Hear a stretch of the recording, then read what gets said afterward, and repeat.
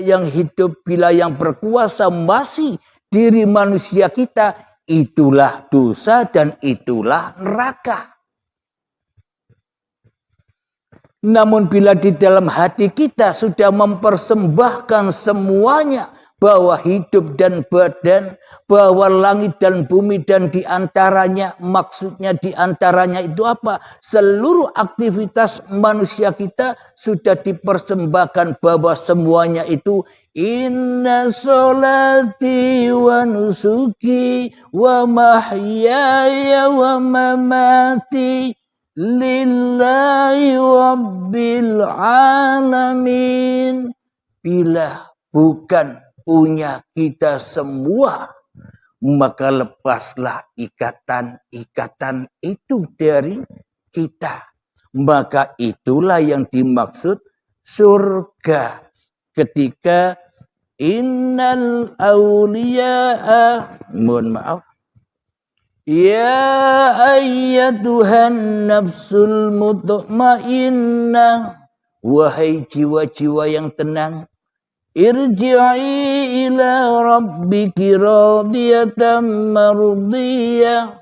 Pulangkanlah hidup dan badanmu, pulangkanlah seluruh amal-amalmu, lilahkan dengan rela dan ridho kepada Tuhanmu, maka Tuhanmu pun akan rela dan ridho kepadamu.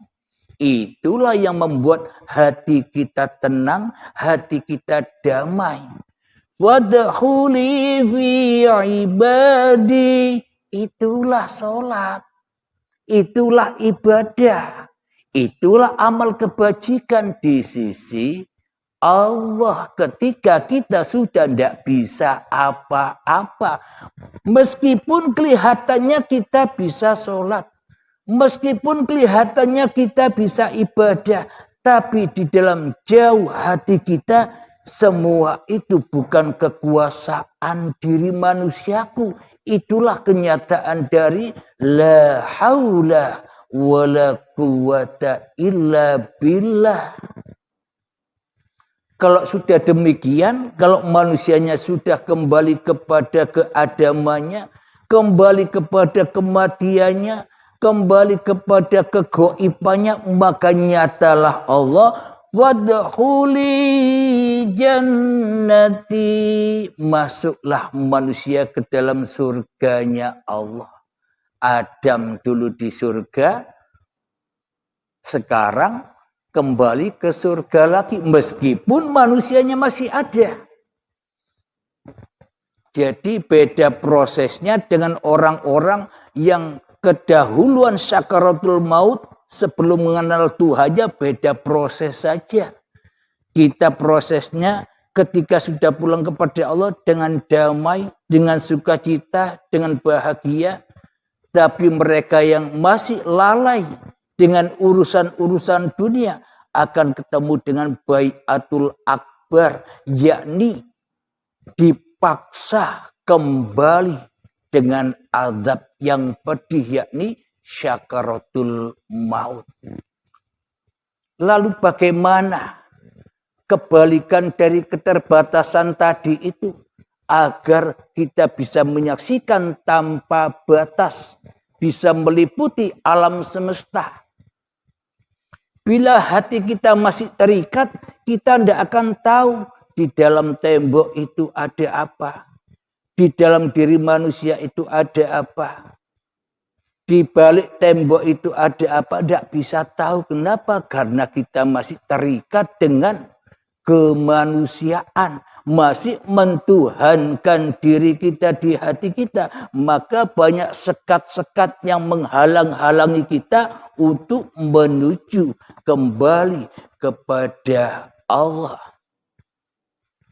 Jadi untuk menerobos alam tanpa batas, marilah kita belajar mengheningkan cipta dahulu, agar kita bisa menghening-heningkan, memati-matikan, memalam-malamkan, mensunyi-sunyikan diri kita di hati kita, agar cahaya kehidupan kita gelap, kembali gelap. Maka datanglah hatta matla'il fajar, maka datanglah cahaya. Sang Pencipta. Mengheningkan cipta mulai bismillahirrahmanirrahim 5 menit silakan.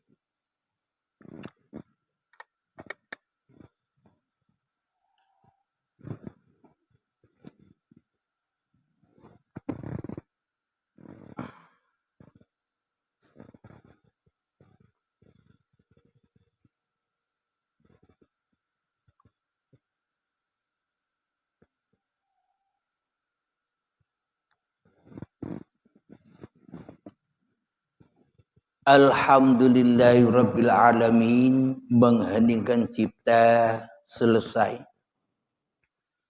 Mari kita buka lagi Al-Qur'annya di surat Ghafir ayat yang ke-46. Sebelum kita membahas alam tanpa batas,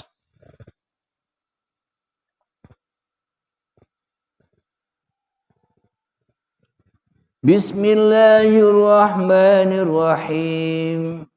An-nar yu'raduna 'alaiha ghuduwan wa 'ashiyyan wa yawma taqumus sa'ah udkhilu ala fir'auna asyaddal 'adzab. Yang artinya kepada mereka diperlihatkan neraka pada pagi dan petang. Berarti neraka itu pagi dan petang. Di mana adanya pagi dan petang? Sekarang kan juga ada pagi dan petang. Dan pada hari terjadinya kiamat, lalu kepada malaikat diperintahkan, masukkanlah Fir'aun dan kaumnya ke dalam azab yang sangat keras. Siapa kaumnya Fir'aun itu? Sejatinya kaumnya Fir'aun itu yang mana di dalam hatinya masih jadi Tuhan. Masih mensekutukan Tuhannya dengan dirinya. Itulah kaumnya Fir'aun yang ngaku-ngaku jadi Tuhan tanpa disadarinya. Berarti di dalam neraka itu ada pagi dan petang. Berarti kapan neraka itu? Ya ketika kita masih jadi kaumnya Fir'aun di dalam hati kita, ya kita kena azab yang keras terus. Menghadapi berbagai macam kesulitan-kesulitan dunia. Mengejar di dalam persaingan-persaingan mencari dunia. Timbullah ketakutan, timbullah penderitaan, timbullah kekhawatiran. Dengan munculnya berbagai macam bencana, ya itulah azab yang keras. Ketika di dalam hati kita masih mengikuti langkah-langkah setan, masih menjadi kaumnya Fir'aun. Maka dari itu ikutilah musuhnya Fir'aun siapa? Nabi Musa. Jadi seluruh para nabi dan para rasul itu pasti sudah menyaksikan Tuhannya tanpa batas.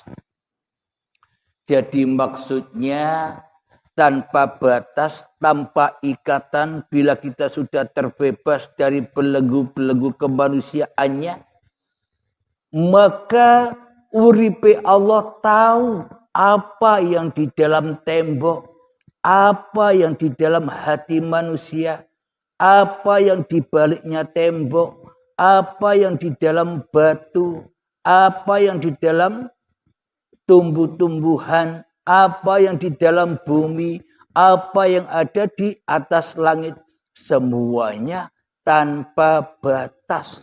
Sudah tahu semua.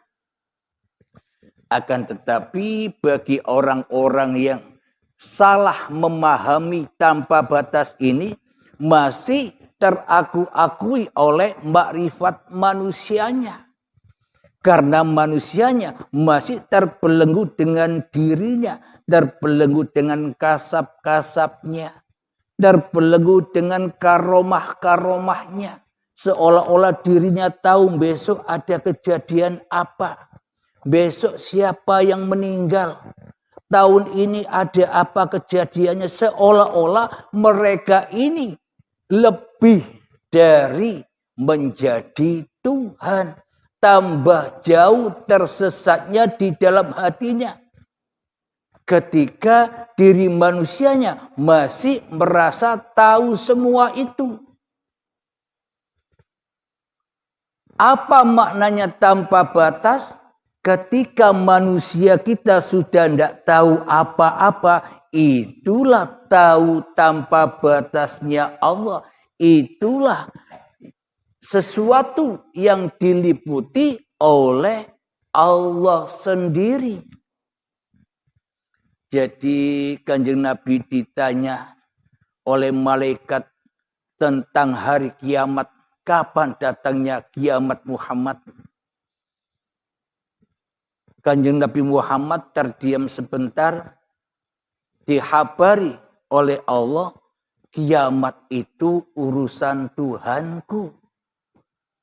Jadi Nabi Muhammad saja tidak tahu kiamat itu datang, manusia kok merasa tahu kapan datangnya kiamat. Padahal sejatinya kiamat yang ada di luar itu, yang ditakuti oleh manusia itu, tidak penting. Tidak penting kiamat itu. Maknanya kiamat yang mana yang harus diimani? Katanya iman kepada hari kiamat. Kok tidak penting? Ya apa maksudnya? Maknanya bila kiamat-kiamat kubro yang katanya datangnya hancurnya langit dan bumi, meletusnya gunung-gunung, bila kiamat yang kita yakini hanya sebatas kiamat dohir, maka selamanya tak ada orang muslim, tak ada para nabi, tak ada para rasul, wong belum kiamat. Bagaimana bisa merealisasikan, menyaksikan sendiri kiamat itu? Bila kiamatnya belum datang, berarti tak ada manusia yang bisa kembali kepada Tuhannya. Apalagi ada nabi dan rasul. Bila kiamatnya belum datang. Akan tetapi yang paling penting itu adalah kiamatkan dirimu di hatimu. Itulah maknanya iman kepada hari akhir. Keberadaan, kewujudan diri manusiamu di hatimu. Itu maknanya kiamat. Ketika kita sudah rela, ketika kita sudah ridho bahwa yang wujud hanya Allah, bahwa yang hidup hanya Allah, bahwa yang kuasa menguasai badan-badan ini hanya Allah, itulah kiamat itu. Hancurnya langit dan bumimu, hancurnya hidup dan badanmu, dan hancurnya segala sesuatu yang kau lakukan sudah dipersembahkan dengan rela dan ridho kepada Tuhanmu yang mentuhani kamu. itulah hari akhir. Itulah hari kiamat yang wajib diimani. Ketika kita sudah menemukan kiamat yang demikian itu, maka muncullah hari kebangkitan. Ketika Tuhanmu telah menyatakan, kalau sudah hancur semua, siapa yang ngaku-ngaku jadi Tuhan? Maka bangkitlah, bangkit apanya? Bangkit kesadaran manusianya. Bangkit lillahi ta'alanya. Itulah alam tanpa batas. Jadi di surga pun ada siang dan petang. Kenapa? Karena hati manusia sudah kembali kepada Tuhannya. Ya Allah lah yang menjaga manusianya. Allah lah yang mencukupi manusianya. Allah lah yang memelihara manusianya. Allah lah yang mengasihi sayangi manusianya. Sehingga manusianya enjoy saja di dalam kehidupan ini. Kenapa? Karena Tuhan telah menguasaiku. Bukan manusianya yang menguasai Tuhan. Selama ini kan seolah-olah meskipun kita dikatakan sudah bertuhan, kita sudah mengaku-mengaku di dalam hati kita sebagai hamba Tuhan, tapi kenyataannya, aplikasinya seolah-olah kita yang jaga Tuhan. Kita mentuhani Tuhan di dalam hati kita selama ini. Apa buktinya? Kita merasa lebih wujud daripada wujudnya Tuhan. Berarti selama ini pas tidak dengan ajaran Islam yang kita peluk selama ini. Pelajaran di dalam Islam, untuk masuk agama Islam harus kenal Tuhan, yakni Allah Maha Wujud, Maha Nyata. Selain Allah tak ada, tak nyata. Akan tetapi selama ini kitalah yang wujud, kitalah yang nyata, Allahnya tidak ada. Berarti kita selama ini salah Tuhan. Eto-etoe Islam. Tapi hatinya berada di neraka jahanam, tidak selamat hatinya kepada Tuhannya. Alhamdulillahirabbil alamin. Kita lanjutkan, tanpa batas itu ya apa maknanya? Tanpa batas itu ketika di dalam hati kita sudah diam sediam-diamnya. Apapun pergerakan ini, masukkanlah ke dalam dirimu. Saksikan bahwa hidup inilah Allah. Tapi jangan salah paham, bukan kita yang jadi Allah. Kita hanya diam-diam wae, manut trimo ing pandumi Gusti, dilenggahno nggih, didudukkan manut-manut wae, diberdirikan oke, diperjalankan oke, dipersolatkan oke, diibadahkan oke, tapi di dalam hati kita sudah tak ada pengharapan-pengharapan lagi tentang pahala dan surga. Kenapa? Karena bagaimana mungkin kita berharap pahala dan surga sementara kita sudah tidak bisa apa-apa. Bukan kita yang melakukan itu semua. Bila sudah bukan kita lagi yang menjadi Tuhan, maka hancur pula surga dan pahala itu. Yang ada hanya Allah. Kenikmatan yang teragung di dalam surga adalah ketika manusia sudah bisa menyaksikan Tuhannya. Maknanya apa? Apa ada dua? Ada manusia yang bisa menyaksikan Tuhan? Bukan begitu maknanya. Ketika diri manusiamu sudah tak ada lagi di hatimu, maka nyatalah Allah. Itulah yang dimaksud bersaksi. Siapa yang bersaksi? Yang bersaksi ya Allah sendiri, menyaksikan zatnya sendiri dan menyaksikan seluruh apapun yang diciptakan. menciptakannya. Itulah yang dimaksud tanpa batas. Kira-kira bila kita sudah di alam itu, masih adakah upaya-upaya diri kita? Masih berusahakah kita berbuat kebaikan, sholat, ibadah, dan sebagainya? Kalau memang kita sudah diambang tanpa batas, sudah bukan kuasa kita lagi semua itu. Sholat ya bukan sholat kita. Itulah yang dimaksud lillahi ta'ala. Agar kita bisa pulang kepada Allah.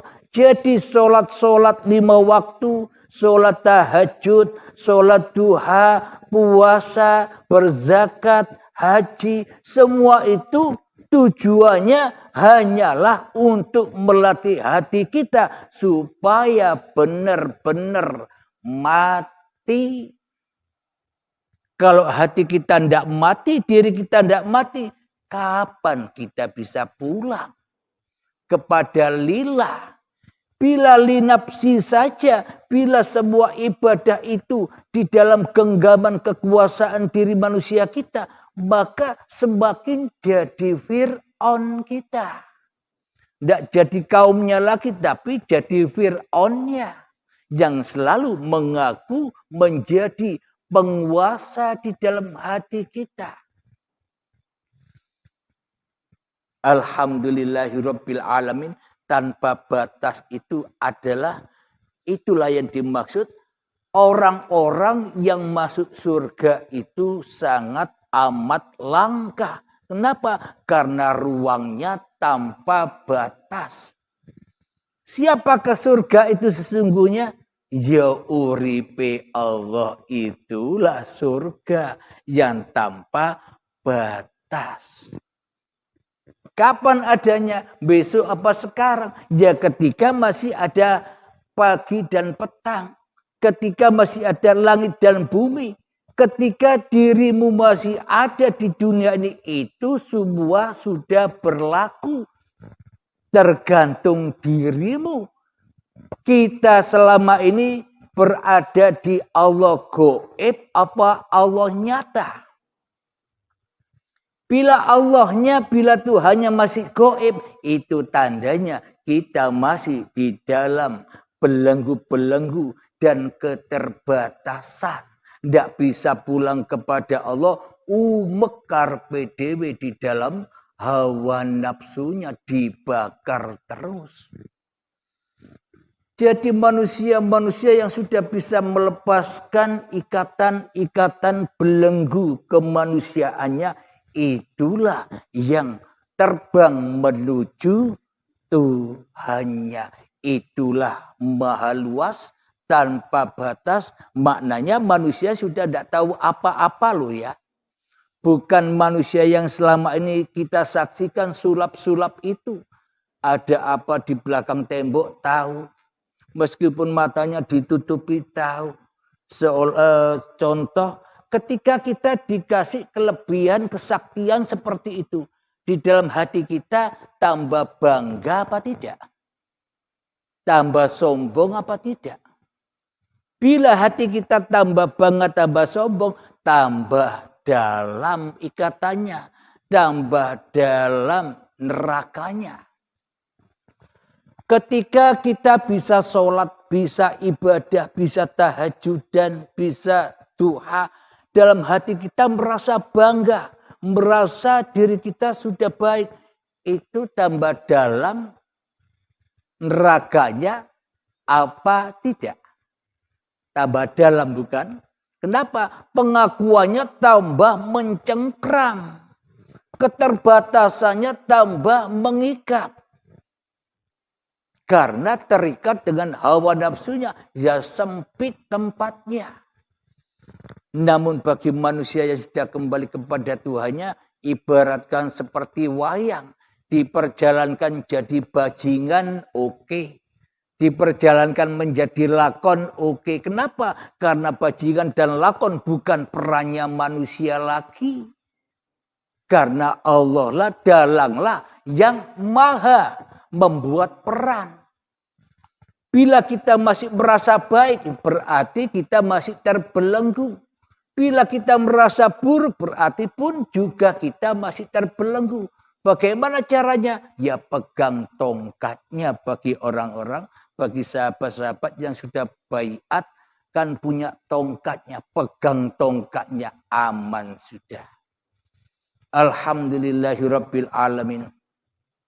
Ketika Nabi Musa dihadapkan dengan lautan merah, bila tak ada tongkat itu, maka lautan merah itu akan menenggelamkan Nabi Musa dan pengikutnya.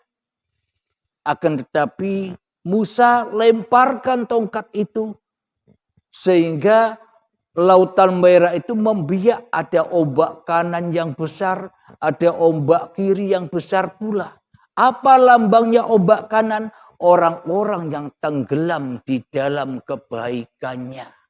Orang-orang yang tenggelam di dalam ibadah-ibadahnya. Orang-orang yang tenggelam di dalam kekayaannya. Orang-orang yang tenggelam di dalam kebanggaan dan kemuliaannya. Itulah ombak merah golongan kanan. Tenggelam. Kenapa? Karena tidak tahu tongkatnya. Tidak tahu Tuhannya. Tak pernah ketemu Tuhannya. Maka takkan pernah berjumpa dengan jalan Shiratal Mustaqim. Ombak yang sebelah kiri itu ombaknya orang-orang yang berputus asa dari rahmatnya Allah. Aku sudah dinilai buruk oleh banyak orang. Biarkan tak tambah. Aku buruk-burukkan langkuku. Ku tinggalkan syariat-syariat agamaku tambah buruk. Ia menderita dengan keburukannya sendiri. Karena putus asa hatinya dari ampunan Allah. Maka Nabi Musa, lurus saja Musa. Jangan kau tengok kanan dan kirimu. Itu semua akan menenggelamkanmu. Lurus saja, disitulah. Di ujung situlah jalan rahmatku. Jadi kalau sudah punya tongkat, enjoy saja. Iya kan? Ada apapun di dalam pergolakan hati kita, enjoy saja. Kenapa? Karena bukan kita lagi yang melakukannya. Kalau diri kita yang merasa melakukannya, ya jangan lama-lama. Kembali pegang tongkatnya. Sehingga apapun pertanyaan-pertanyaan yang ada di dalam hati kita, sudah ada semua di tongkat itu jawabannya. Alhamdulillahirabbil alamin. Semoga saya khususnya dan semoga kita semua mudah dipahamkan oleh Allah, mendapatkan hidayah dan syafaat dari Allah. Amin, amin ya rabbal alamin. Sebelum kita akhiri pertemuan di malam ini, marilah kita bersama menggembahkan sholawat dolimin daf'ul bala. Allahumma salli ala sayyidina Muhammad wa asghili zalimin bil zalimin.